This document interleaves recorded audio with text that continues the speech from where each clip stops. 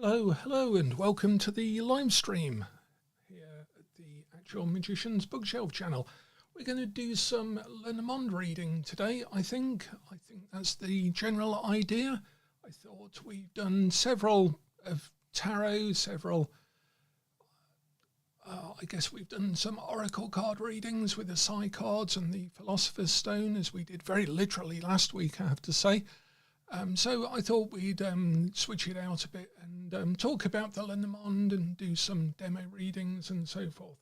I'm just going to swap my channels here so I can see what's going on in the chat. There we go. So hello and welcome.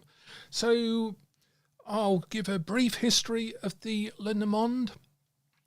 For those who aren't familiar with it and for those watching this as a recording, and then we're going to do a couple of readings, I guess. So if anyone in the chat has a request for a reading that we can use as a demonstration, that would be excellent. Obviously we have membership of the channel, so if you are a member like Sherry is, then you get first dibs at the reading, although members can also give that up to somebody else watching the live stream. That's absolutely fine as well. So can people hear me first of all, and then we'll talk about the Lenormand. Hi birds, I tend not to use crystals. I've used pendulums a bit. I tend to use things like the I Ching as a additional means to augment my readings. Sometimes I mix up cards and things like that. So I'm not an expert on crystals or particularly with pendulums, I have to say. Thanks Bird for letting me know you can hear me, and hello to Bill as well joining us in the live. So the Lenormand, now this deck here is the original Lenormand, as we call it, and this is one of the very early prints of it that has got a green sheen to it. We tend to call these the greenies, and it's quite, what's the word? We're very fond of this particular deck because it has a little bit of a backstory to it, this particular publication. And when we first wanted to popularise the Lenormand in the English-speaking countries across England and into the States, Canada, Australia and so forth, we met a load of resistance. We had so much stupid, silly resistance from established or semi-established readers and so forth. Not the whole community by a long way, but some pretty vocal voices, very negative voices. And when we first produced this deck, it had a slightly green tinge to it, and people went crazy. These particular people it was on one of the old tarot forums where everyone was very anonymous, so could get away with a lot more than they can do these days. We got slated quite a lot for, it's got a green tinge, that's not the original cards and so forth.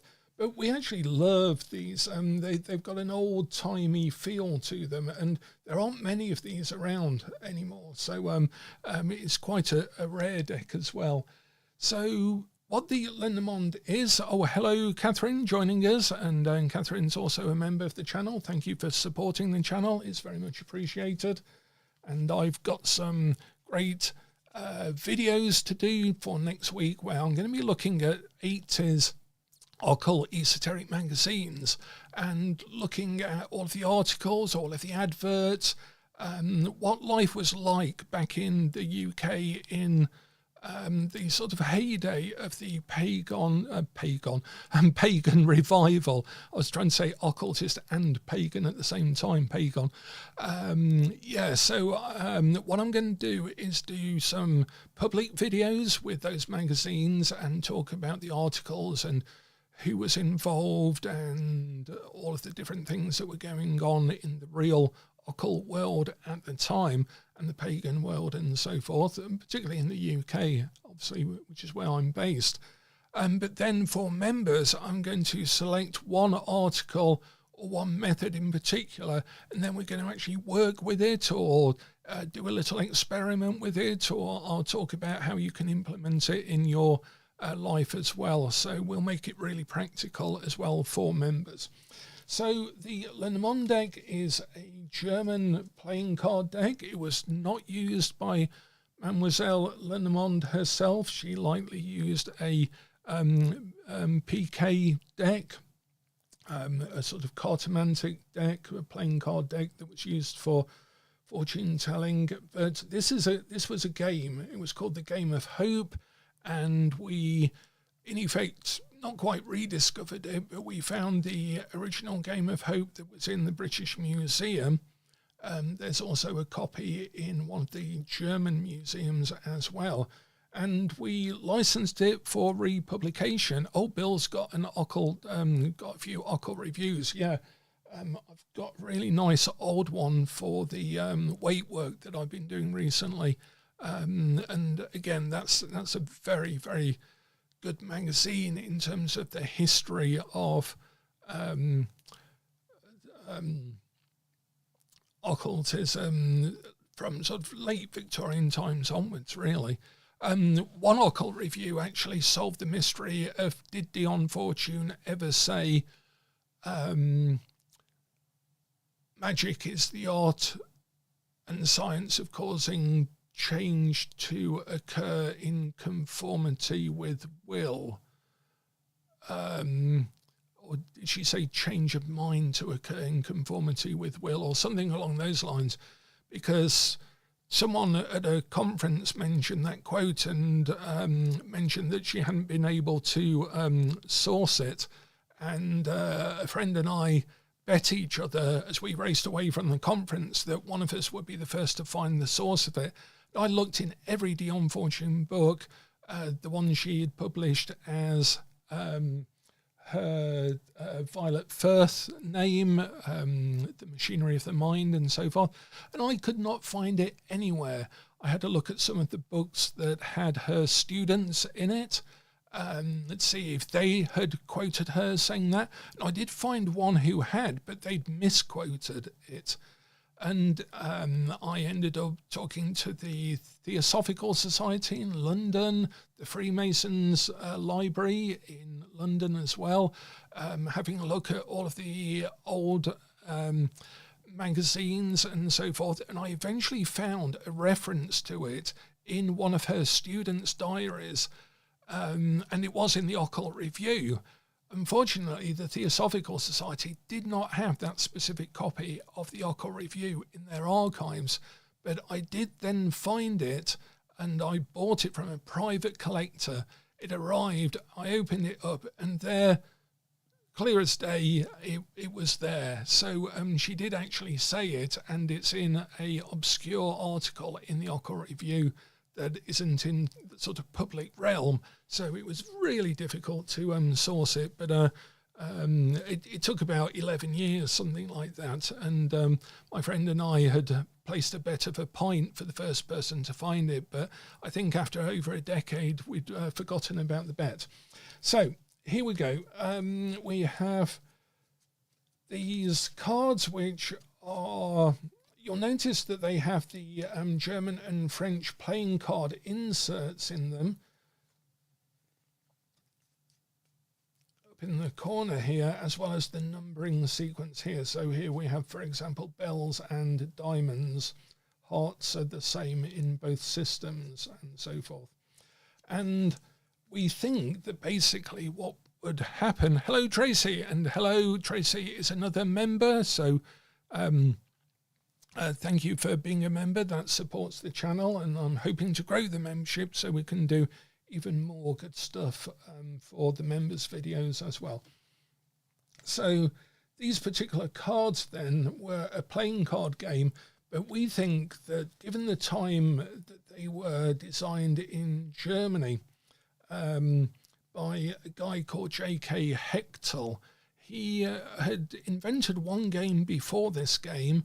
Then he invented this game, but it's actually using cards that were around at the time, because again, we've got something in the British Museum where they have a book called The Coffee Cards that also has almost similar cards to these, although it does have things like the beast or the bear card. Instead of the bear card, it has 2 different trees cards, and there's a few other variations as well in that particular deck. So it's a fairly common deck of the time, and it would have been used for playing children's games, where you basically lay out all 36 cards and then you make a racing game, a bit like Monopoly, on it, and depending on which card you land on, there are instructions. We had them translated from the German the first time it had been done by Steph Engert, and these are the instructions for the Game of Hope.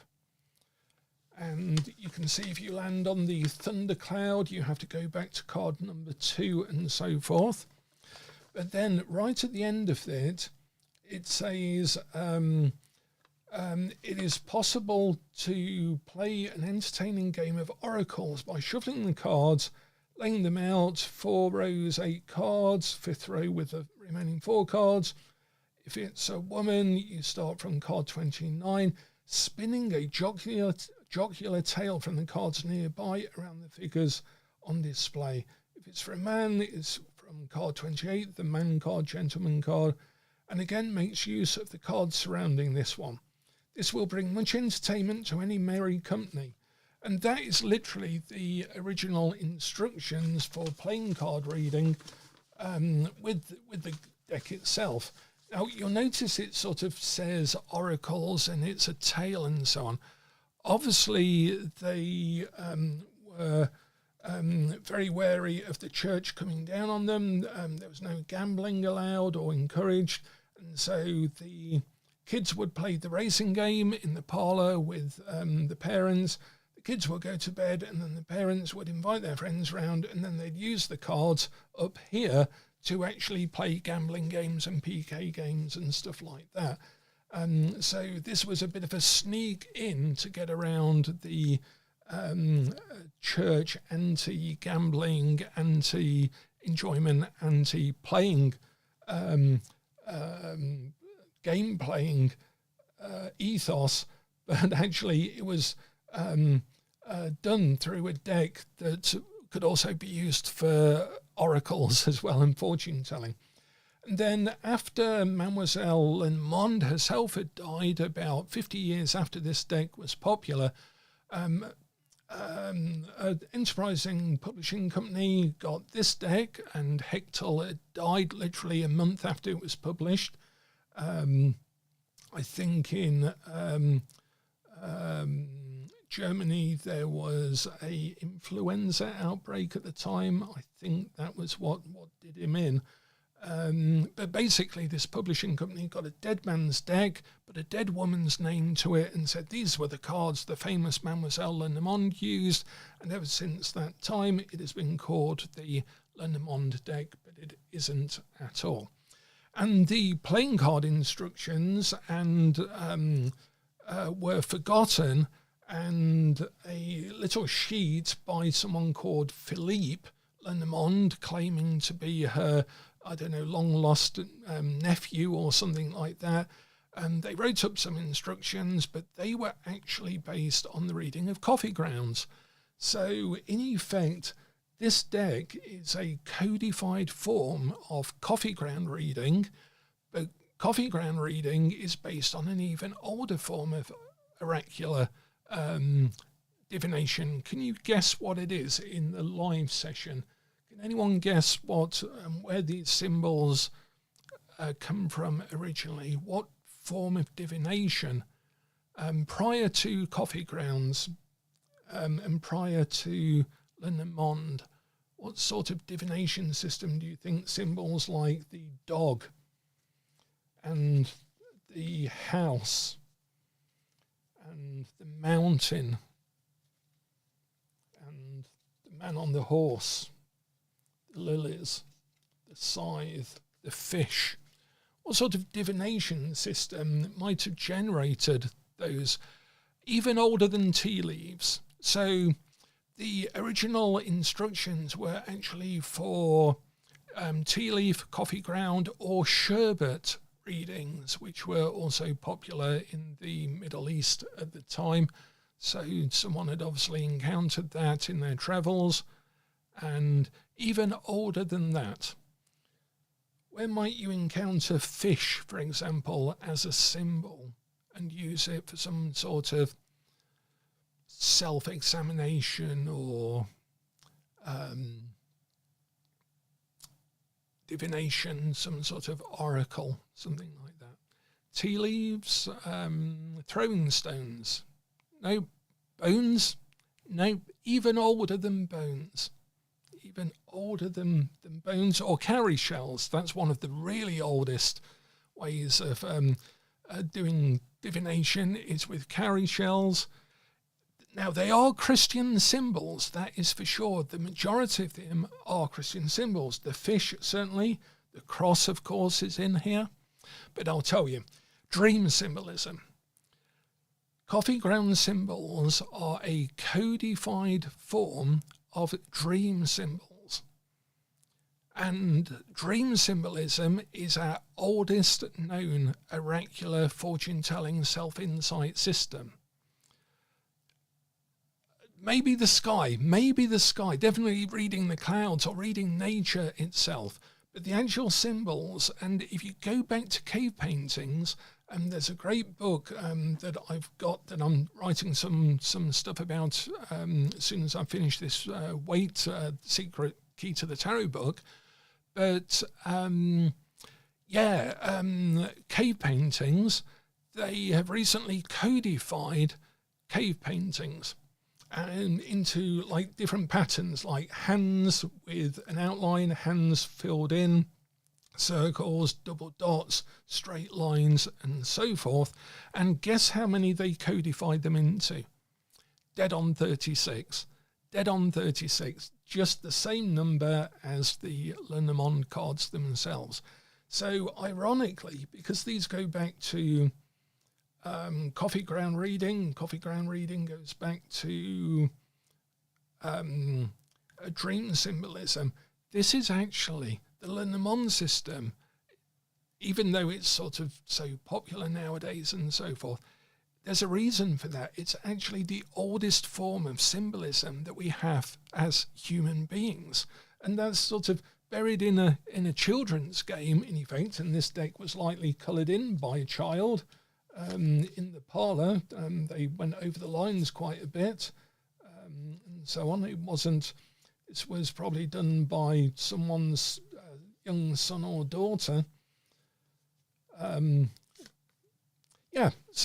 Dream symbolism.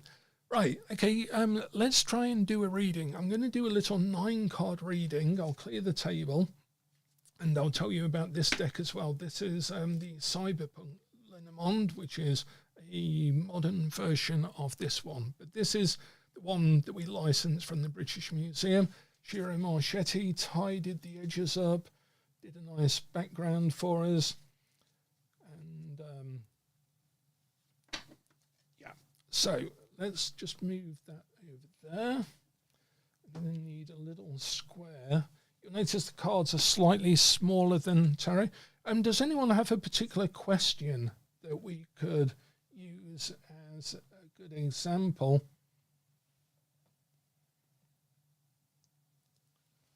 for our Lenormand reading?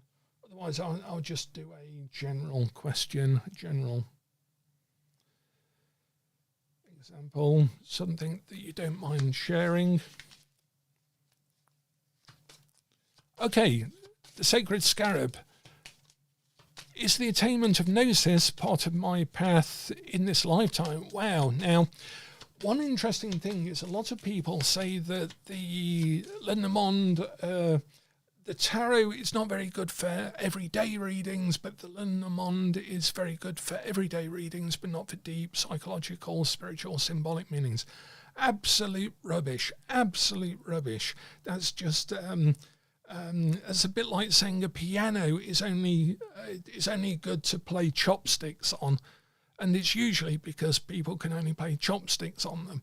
So it's absolute nonsense. We've done really everyday readings with tarot cards over the last few decades, And hello, Sarah. Hello, Sarah. Welcome, welcome. And again, thank you for being a member. We have a little members club forming here. That's great.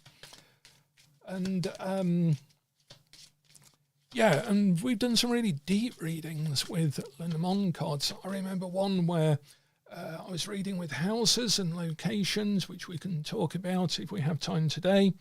And I said to this guy, the sun, what was it? The sun is in the house of the woman. The child is in the house of the woman underneath the sun. And they heard it as the sun, S-O-N, not S-U-N, which was what the actual card was, the sun card. And yeah, they burst into tears because it was a real statement from the cards themselves of their psychological situation. So you can do all sorts of readings with them. Now, gnosis is an odd and interesting thing. Gnosis literally means knowledge, as we know. But I'm assuming Sacred Scarab means it in a more specific sense of knowledge of the divine, union with reality, that sort of Gnostic sense. Because the thing is when we talk about the Gnostics, of course, that's a modern term used to describe a whole range of lots of different belief systems floating around on the outskirts of Christianity, and sort of threaded through Christianity to some extent. So gnosis can mean a different thing to different people. So what I'm going to do is I'm going to find the Sacred Scarab. Would you like to be represented by the gentleman card or the lady card? You can choose which one. If you'd like to choose one of those two options for me. I know it's perhaps a false dichotomy or a false dualism, but if you can choose one of those cards to identify yourself with, or I can just use both. I'm happy to do whatever feels right for you. Is the Sacred Scarab still there, still with us?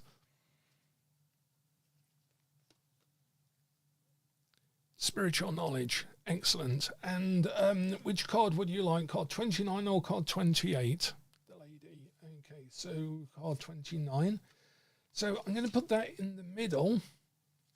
And what we're going to do, Lenormand works best with lots of cards. The more cards, the better for Lenormand. Even if you're practicing the Lenormand, don't do it like card of the day or anything like that. That is the worst way to learn Lenormand entirely. It's far better to lay out what's called the grand tableau, where you lay out all 36 cards and then just read a part of it, which is what we're going to do today. Just read a part of a grand tableau and then expand outwards, because you'll start to see things that you won't see if you only use a few cards to practice with. Always practice with the full layout, because it gets you into the habit of seeing all of the cards. In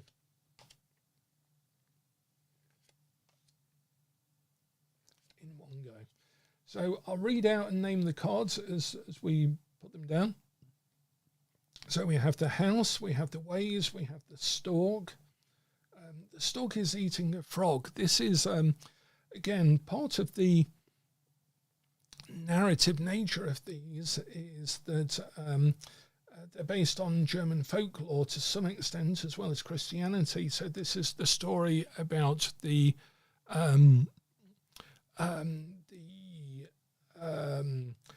frogs who are all trying to be king, and they keep jumping up onto the lily pad and pushing the other frogs down and saying, I'm the king of the pond, I'm the king of the pond. Eventually one frog manages to get their position on the lily pad and hold it and proudly declare themselves to be the king of the pond. And then, of course, a stork just eats them.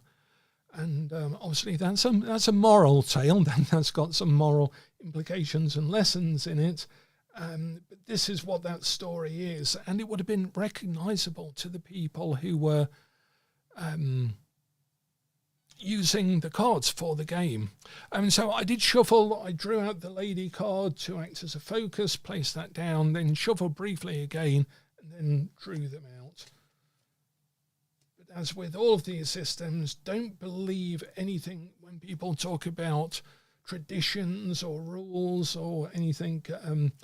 In an academic sense, there's no such thing as a Lenormand tradition. People talk about, oh, I'm part of the French tradition. I learned from the German school and all of this sort of nonsense. And it's just bad marketing more than anything. There's no such thing as a tradition. We looked at a load of contemporary French, German, Dutch, Brazilian, Portuguese books in studying the Lenormand, and they were all different to each other. And there was no historical basis for any of them at all, because it goes back really to coffee ground reading, and you can find the original meanings for these symbols already embedded in that, and then they've just been modified. And we had a German teacher for a little while on our Tarot Town, I think it was, back in the day. And he was just making stuff up. Absolute. And we parted ways pretty quickly, because they were not exactly what we had in mind as a good teacher.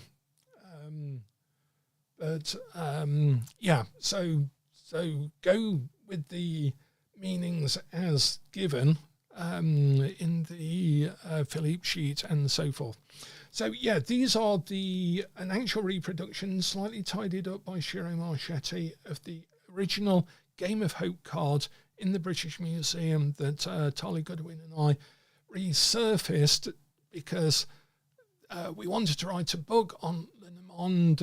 Llewellyn, our publishers, said there wasn't enough interest. We said we'd work up some interest in the marketplace, and it was like we lit the fuse, stood well back, and the whole thing just took off because everyone wanted to be reading Lenormand cards and be seen as an expert immediately, even though we knew that they'd never even heard of them up until a week prior. So here's the lady card. So this is the sacred scarab in the centre. And we have the trees, we have the house, we have the ways, we have the garden, we have the stork, the star, the child, the serpent or snake, and the base card is the ring card. So I will start with that card. And we are going to keep coming back to the question, okay? With Lenormand, it's really important to always come back to the question and contextualize every card with the question. Lenormand works a lot better when you have a question. General readings you can do, and one other interesting thing with the Lenormand is if you do a grand tableau, you can read anything in it. If the person wants to know about buying a new car, you look at the rider and you look at the house of the rider, the first position, and you read around that. If they want to know about their pregnancy, then you find the child card and you read around that, and you might go back over the same cards, but now in a totally different context. You don't have to keep shuffling them. You don't have to keep doing different readings. You use the same layout. If they want to know about a house sale, if they want to know about their job, if they want to know about a marriage proposal or relationship, all of these things are in the grand tableau. So it's quite funny when, I don't know if people do it so much now. I'm pretty sure they do. They will have forgotten already. But sometimes people put up a grand tableau that they've done for themselves to talk about one particular bit of it without realising that that grand tableau is crystallising and displaying everything in their life at that time. Their relationship, their finances, everything is in that grand tableau. And for some reason, people don't seem to realise that they are showing you that when they show you a grand tableau that they've laid out. Isn't that weird? So, the ring. Now, the ring is obviously about marriage, but it is about commitment as well. And this is the base card, and I read the base card in Lenormand when I've only laid out 9 cards. That's fine to do. I might get some, I don't know, German or Dutch or French purists telling me that that's a tarot thing, and it isn't. It's a cartomantic thing, and it works. So that's my point with it. I'll do what works with the cards. So the ring is also about unity. It's also about spiritual completeness. And I've been writing recently about the wheel card in the Waite-Smith deck, particularly as Arthur Edward Waite saw the wheel symbol and the circle as being what he called unitas, the idea of unitas or spiritual unity. And this unity is the completion of yourself in a relationship, as in a wedding, as in a marriage, with the universe or with truth itself. It's when yourself is true, your truth is lived. And so this is about, in that sense, the commitment to the journey, to gnosis and authenticity. So it's to Waite, the wheel card was the ultimate card. He put it right at the top of the Tree of Life in his secret correspondences in the FRC, that was a mystical order that he had. And it's the truth. It is unity. So coming back to the question, as we say, we have to keep coming back to the question, is the attainment of gnosis part of your path in this lifetime? The basis of your life is the search for unity, and it will be given in response to your commitment. So it is only limited by your commitment to it, that you have to bring yourself to the marriage, to the wedding, to the marriage bower, and then the universe will bring itself down the aisle to you. So does that make sense? That the commitment is, as long as the commitment is there, then that is the most important thing. That attainment is not necessarily the aim. The aim is commitment, and things will follow from that. It's like, if you make the house ready, the master will appear. Does that make sense? Hello, Emma. Hello, and welcome to the live. We're doing a Lenormand reading for the Sacred Scarab as an example, and I'm using it to really talk about the Lenormand and how we're reading it. So can you see how the ring is a universal symbol? And it doesn't have to just be about marriage. In effect, it is, but it is about spiritual marriage. It is about the whole idea in Kabbalah of the Shekinah, where the daughter is eventually elevated to become the mother and is wed to the king, and the cycle is complete. And this is not a story, it is a instruction manual, it is a map, it is a key to actual experience, that experience of divine unity when all is one and one is all, is the state that you are living in, and that is told by many, many stories, and is given by many, many keys and symbols, and the ring is one of them. And we can make it even more practical and say you could get a ring, You don't have to wear it all of the time, but you could put it on your altar if you have an altar that symbolizes your commitment to gnosis. And the ring will be a symbol of that. So you can vivify, you can realize, you can materialize, manifest, what I call resonate in your search for gnosis from a oracular divination, and actually take it really seriously as one might have done in ye olden times, and say, right, I will get a ring that shows my commitment and I will place it in my sacred space as a commitment, as an offering to my search for gnosis. Make sense? So let's have a look at the other cards. Now, with Lenormand, when we have, I keep playing the springs on the stand for the camera up here. Every time I pick this up, I've been practicing drumming recently, so I do apologise if you're hearing boinging sounds. That's not it's not the voices of the angels. It's just the springs on the camera. So on the camera stand. When you read a grand tableau, it's actually quite straightforward, in that you can read it directionally, like so. Any cards that are above the card you're reading are bearing down on it, and therefore are challenging it or applying to it or need facing. These are the situations that are bearing down on you. Any cards below the card you're reading are cards under your control, things you can do things about. So these are the opportunities, the resources, as we would say in some of the sort of tarot type readings that we do. Cards going to the left are to the past, and cards going to the right are the future. And so we have a timeline.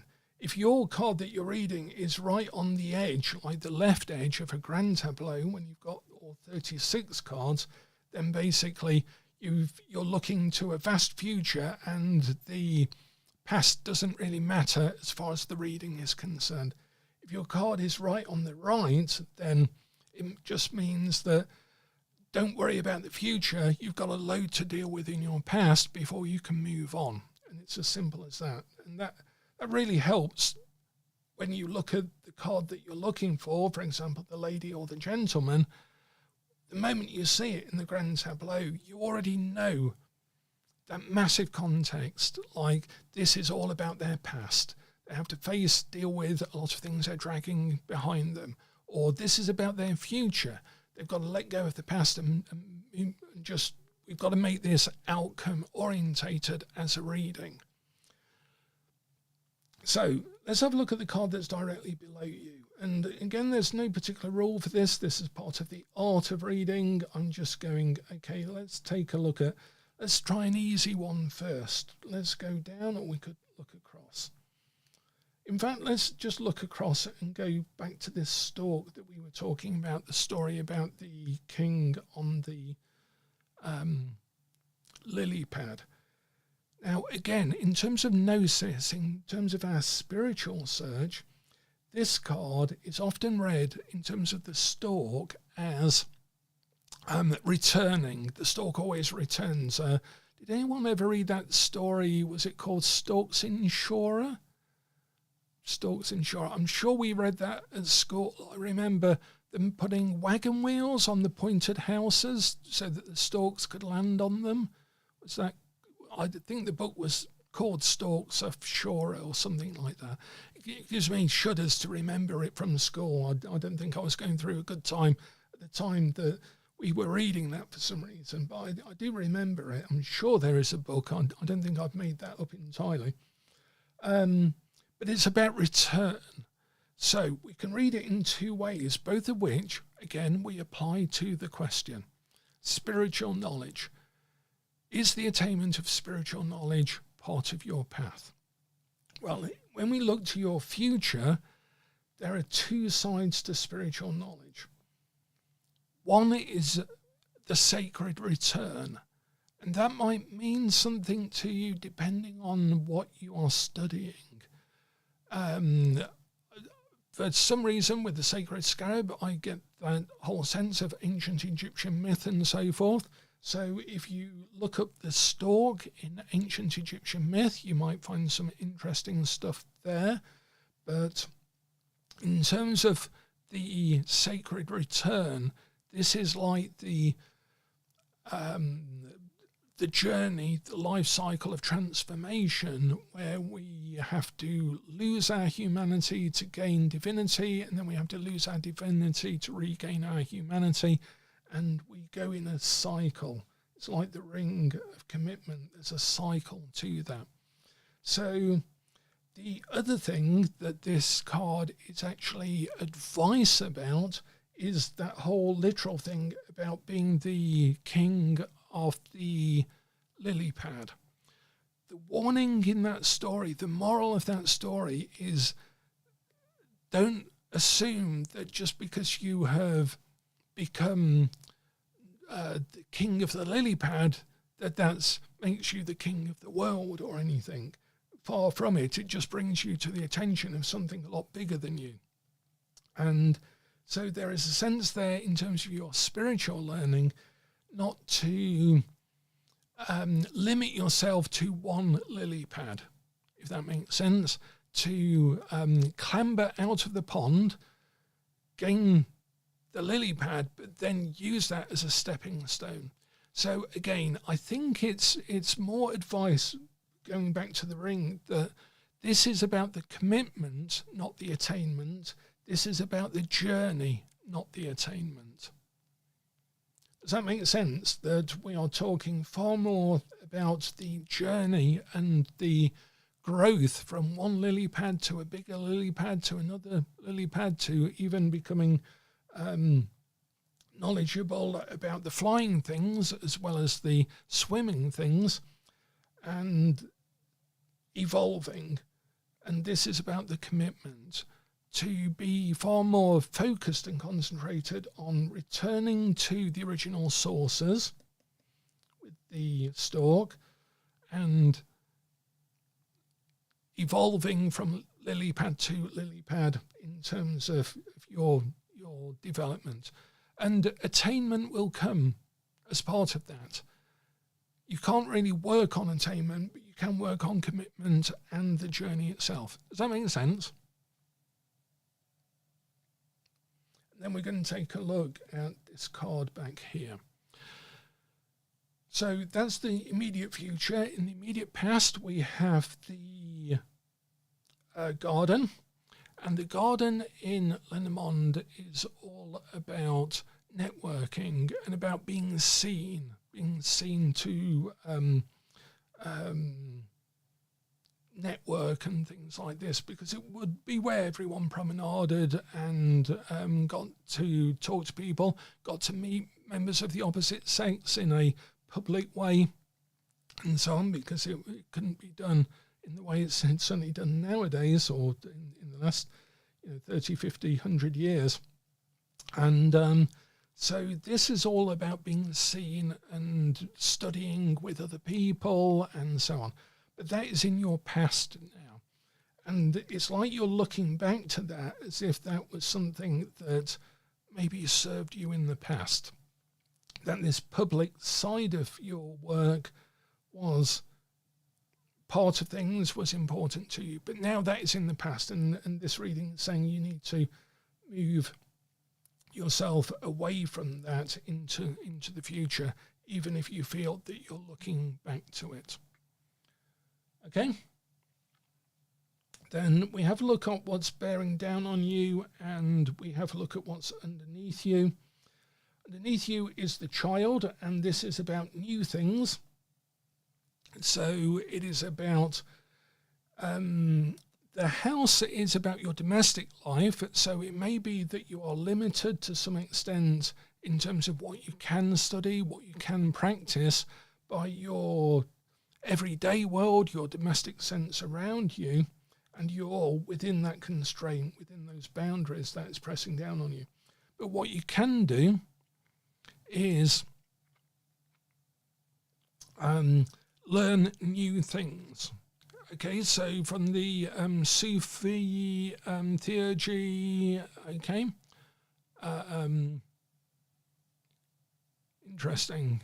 Yeah, so absolutely, yeah, there's a language underneath. It's what Arthur Edward Waite called the hidden church, or which is referred to a lot as the secret tradition.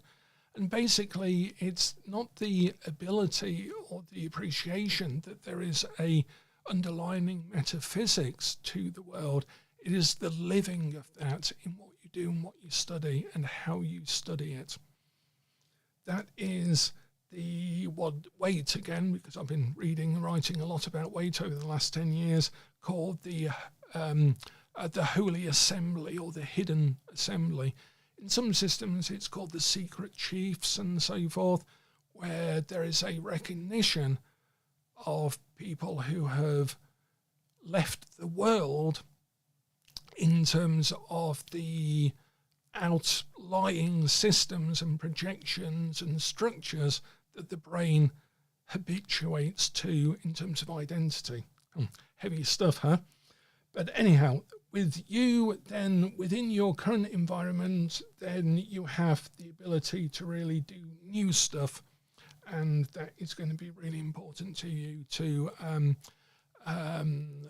find some excitement and innocence in actually studying new things in the background that you have. Okay, so does that make sense? We've looked at that as a simple cross and we've applied it to the question. This is the important thing, that every card can apply to the question. Even if it is a question about someone coming from a Sufi theurgy, it could be that someone had a Zoroastrian background or a background in Christianity or a background in anything. We can apply these universal symbols to the question very easily. And we do that by understanding their structure in dream symbolism, then applying that. Does that make sense, everyone? Does anyone have any questions? I'm not going to read these quarter cards because I just want it left as this cross for now, because we're sort of heading into our last sort of 15 minutes. I'd like to move on to perhaps look at a simple 3-card reading with Lenormand, and I'll use this other deck for that. Okay, does that make any... anyone have any thoughts? Feel free to ask any questions.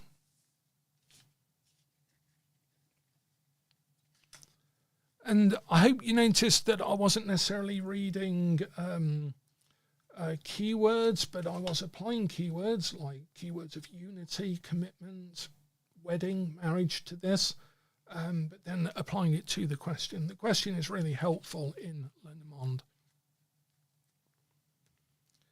Okay, so this is a self-plug just for the last 15 minutes, but this is there's the child. This is my AI-generated deck for Lenormand called the Cyberpunk Lenormand. Right, Emma, that's a really good question. The differences between the Waite-Smith Tarot or any tarot and the Lenormand. So, for example, let's find some good examples. I'm going to find the coffin, which Emma has asked about in the live chat. I'm going to find the tower. You may not even do a reading because I'm happy to explain this, or we might have time to do a quick 3-card reading if someone has a question. So let's take a look in the Cyberpunk, at the coffin and the tower. Can you see those 2 cards? And I'm going to look at their originals in the original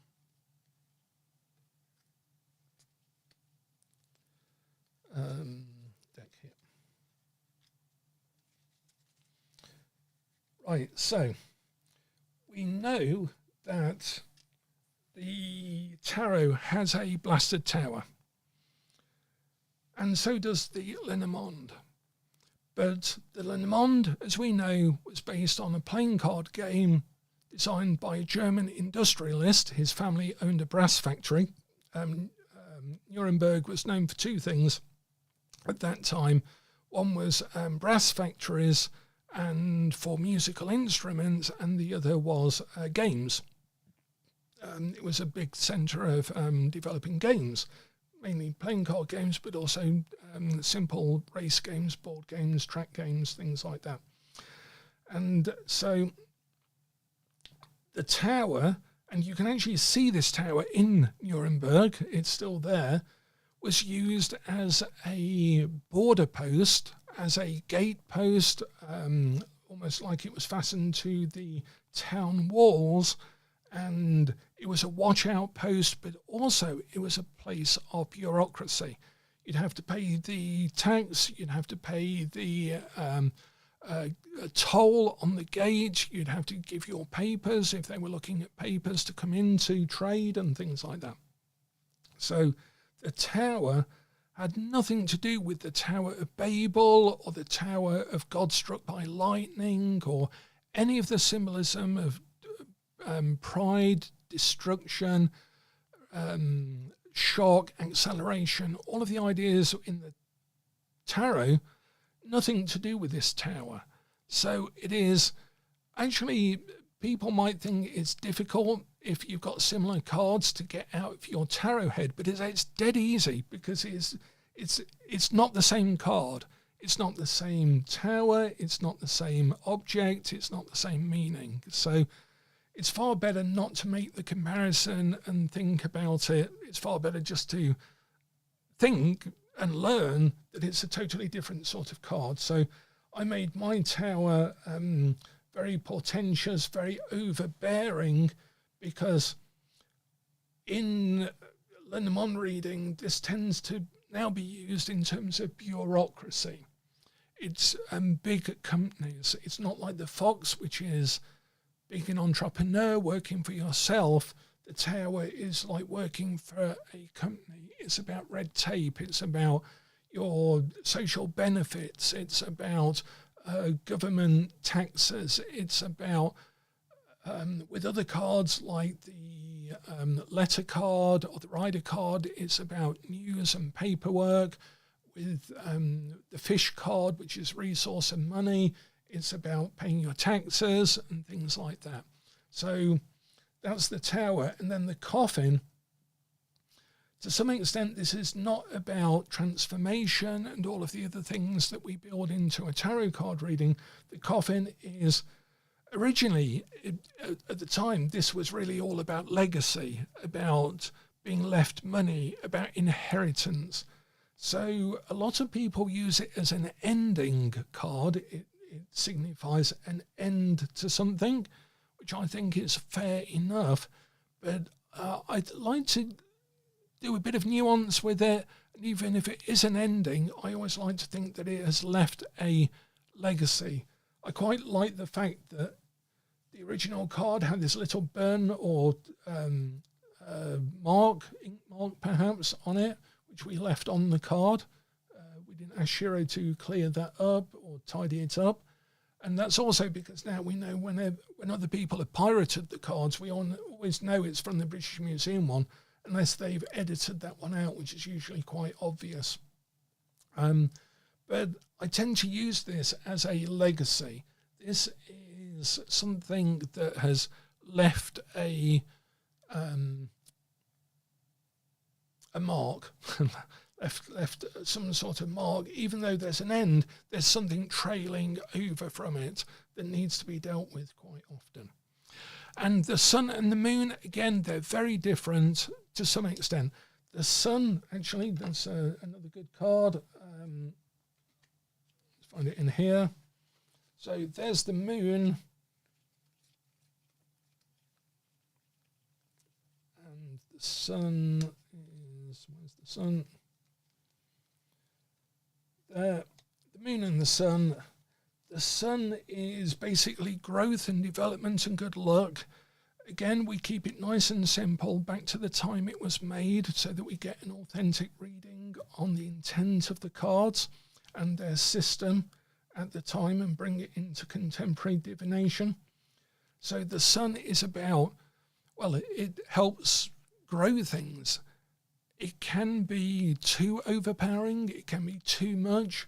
Sometimes you can have a reading where you have a load of positive cards, but they're all ganging around the card that you actually want to be a bit freer and stuff. So that's not a good thing. At the moment in the UK, we've had about 15, 18 days of sunshine. It's been the brightest May on record or something. And it was raining a little bit early on, thank heavens, because the lawns, everything is dying because there is too much of a good thing. The moon, again, we don't have the dogs on it, we don't have the towers, we don't have the river, we don't have the crayfish, we just have the moon. It is not symbolic of those same things. The moon in Lenormand is about reflection, but more in the astrological sense of the moon, in that it is about how people reflect on you. It is a card, and the moon was associated back in the day more with ideas about virtue and social standing, and whether you were keeping a secret that was sort of antisocial or against the social norms and things, which are like on the dark side of the moon. So the moon is all about public reflection and how you're seen by other people, how you're supported, how you're questioned, and so on. So it's about your social standing and your virtue. And that is not really read into the moon in the tarot in that same way. But there is a card about virtue, there is a card about fear, there's a card about the unconscious, there's a card about dreams. In the Lenormand, it is an entirely self-contained comprehensive system. Right, has anyone got a quick one, simple, almost like a yes-no question, good-bad question, choice question, that we can do a simple 3-card reading with the Lenormand? It could even be like, where shall I go tomorrow, this place or this other place? And we'll just do that for the last 3 minutes. Simple yes-no question. And I'll show you how to do that with the Lenormand and how simple it can be.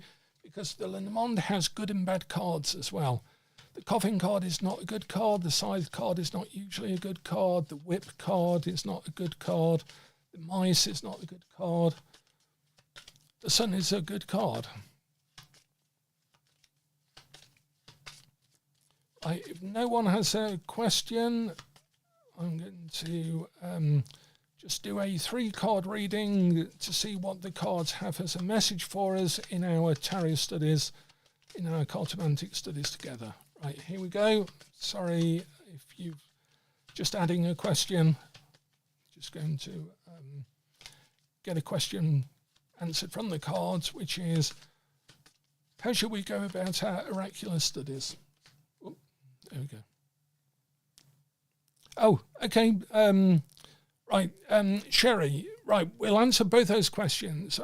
Certainly a member's question, we're always going to take priority. So, Sherry, should I do ballet dancing again? The ring, commit to it. The mountain, there may be obstacles. It may not be a straightforward thing. You may have to go round it, but don't let that work against you, because the star is yes. So commit to it. There will be obstacles, but you will be able to see your way through that. Because again, the time that these were done, a mountain was an obstacle. You couldn't just go up a road and go over and round it, or through a tunnel. You'd have to go around it. So, yeah, so Emma's saying yes. Lenormand has said yes as well. So Emma, you're on the right side. So, yes, but you're going to have to commit to it. There may be obstacles, but if you face the obstacles, go round them, and realise it might take a lot longer than you think, then your star will shine as a result of that. Evelyn Hall, is your research going to be valuable? It's risky to spend the time. But you are going to have to almost go abroad, like some of the research is to do with things overseas or a different language and so forth. The bear is you will have to establish your authority with it, and there may be obstacles.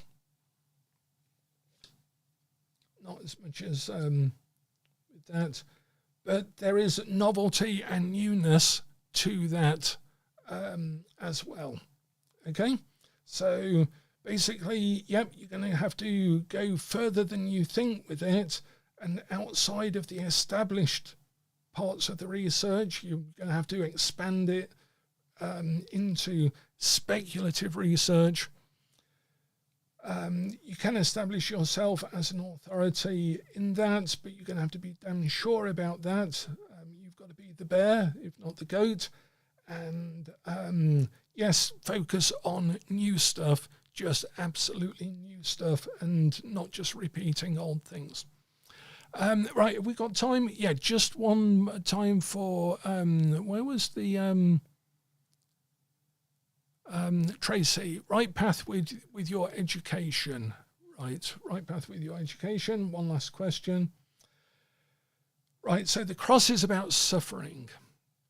So the cross is about suffering. It's a bad card, and it just means that with your education, it may not be, it's a lot more difficult than you think.